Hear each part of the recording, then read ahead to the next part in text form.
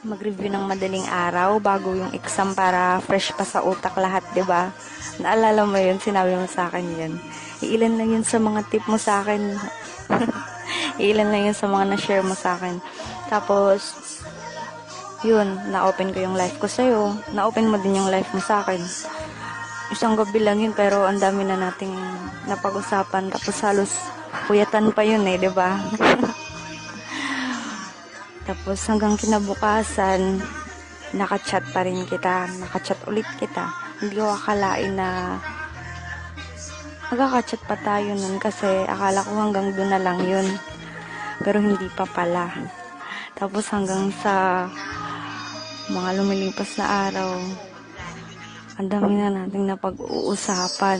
Ang daming ko na ding nasasabi sa'yo. Tapos hindi ko pa malilimutan yung parang sinampal mo sa akin yung word na kasi kulang ka sa attention kaya binibigyan mo ng meaning yung mga simpleng bagay na ginagawa sa'yo. Sobrang napa-ouch ako nun kasi iniisip ko nga yung nangyari sa akin, yung nagkagusto ako tapos nag-assume ako, yung parang napaisip ako nun. Oo, aminin ko na offend talaga ako nung sinabi mo sa akin yun. Kasi ikaw lang nakapagsabi sa akin nun Pero thank you kasi pinakilala mo sa akin yung sarili ko. Kaya yun, natuto na ako. Pero nasaktan mo ako nun. Tapos yun, ngayon, medyo nakikilala natin yung isa't isa kasi ang dami na natin na pag-uusapan sa chat. Hanggang sa text, hanggang sa call. Minsan pa nga parang tayong baliw 'di ba? Mga yabag. Magkausap sa text, magkausap sa call, pero nagkaka-chat pa rin.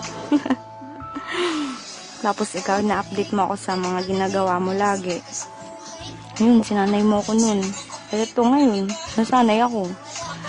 O kasi, kakainis ka.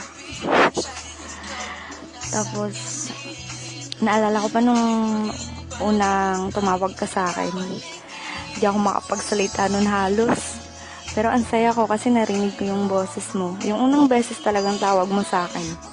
Tapos sabi mo pa nga sa akin noon, magaling lang ako sa text, pero sa tawag, wala na pala akong masabi. Yun, back to the top.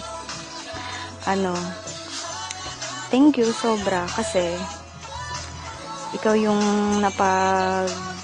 sisharean ko ng sama ng loob ko dito. Tapos binibigyan mo ako ng mga advices, binibigyan mo ako ng mga positive advices. Sobrang thank you kasi napapagaan mo yung loob ko. Pag nag-o-open ako sa'yo, nawawala yung kabadtripan ko dito. Hindi ko nga alam yung bakit. As in, hindi ko mapaliwanag.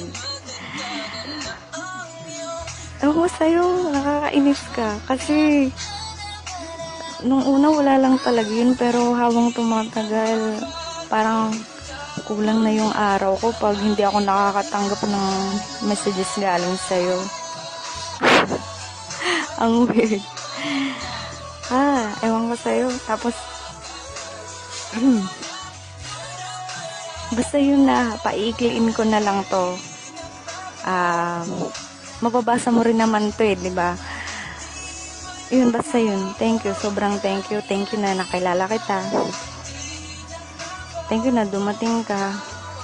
Thank you sa lahat. Sa mga advices.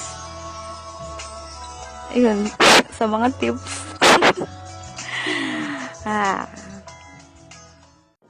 Mag-review ng madaling araw bago yung exam para fresh pa sa utak lahat, 'di ba? Naalala mo 'yun, sinabi mo sa akin 'yun. Iilan lang 'yun sa mga tip mo sa akin. Iilan lang 'yun sa mga na-share mo sa akin.